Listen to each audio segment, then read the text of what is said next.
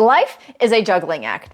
We strive to balance personal and professional obligations, seeking pleasure and fulfillment in everything. It's a constant challenge, and it's one that self-help gurus will build careers around. Similarly, chefs, sommeliers, and foodies will pursue balance on the palate. But what exactly does balance mean? Hi there, I'm Jacqueline for Vero, where we go around the world searching out wild and scarce wines from passionate artisan farmers to bring to the US for consumers, businesses, and distributors alike. And we fully believe from personal experience that in today's digital age, we are being constantly bombarded with information. And finding balance by filtering out this noise is key to a fulfilling life. And this applies to work, play, and food and wine. So today we are going to explore the art of balance in our wine and food and the pairings that the two create. All right, we're first going to build our foundation by defining the term. Merriam-Webster defines balance as, quote, an aesthetically pleasing integration of elements, unquote, or, quote, equipoise between contrasting, opposing, or interacting elements, unquote. All right. Let's translate that now into wine lingo. In wine, balance means we are going to align our components and our characteristics where they complement each other rather than cover each other. So think in the past how we've talked about things like sweetness and acidity or body and tannins. And we've talked about this concept a lot in our videos on food and wine pairings, as searching out this balance is a crucial part to understanding and creating your own pairings. What we discovered there was that the balance is kind of where these characteristics of foods and wines intersect. Flavors, textures, stressors, they each cancel each other out in a certain way, leading to a cleanliness and peace. So think of greasy food with bubbly drinks, or mindful drinking versus binge drinking. In all of these things, we are looking for tension and relief. And this is where balance can bring fulfillment. It can bring a clean palate. It can bring satisfaction. It's about building pleasure into every bite, sip, and experience. This might be by offsetting a stressful day with a peaceful evening, or tempering a very acidic wine with a touch of residual sugar and sweetness. So in wine, we can look for and achieve balance in a couple of key ways. Let's go back and remember our discussion from a couple of videos ago about flavor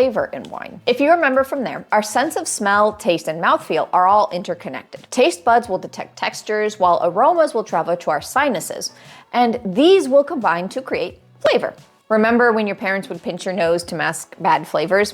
That's because the flavor is a combination of both the smell and the taste. It's a balance of the two. So to consider this balance, we can focus on the flavors, the aromas, and the textures individually. It's about finding the complementing and contrasting elements that will cleanse the palate. Because just as how an unbalanced life will tire us out physically and is stressful, an unbalanced wine or pairing will actually tire out our palates and, in the end, be unenjoyable. So considering balance in wine and food pairings, we want to focus on the intersection of these complementing elements that are often flavor-based, like similar aromas, intensity, or persistence, and the contrasting elements that are often texture-based, like body, fattiness, or tannins. To understand this, it's worth looking at a singular example, like the microcosm of acidity and sugar. Generally, sweet foods pair well with sweet wines. However, as we alluded to earlier, a good sweet wine will need acidity to have a good balance. And sweet wines with no acidity can be just cloying and have no depth to them. You may remember this discussion from our videos on sugar and sweetness in wine. Residual sugar tempers excessive acidity, so much so that actually a wine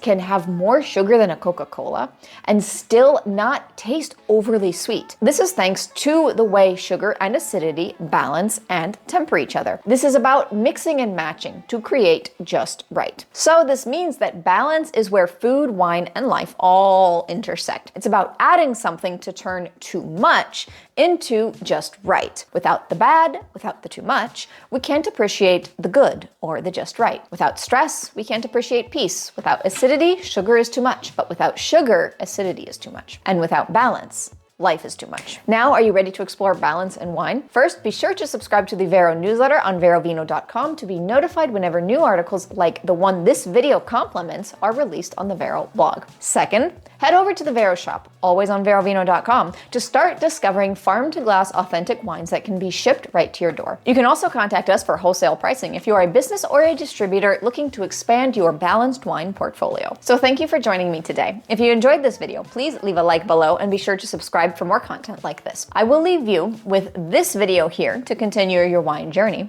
I'll see you in that one. Bye!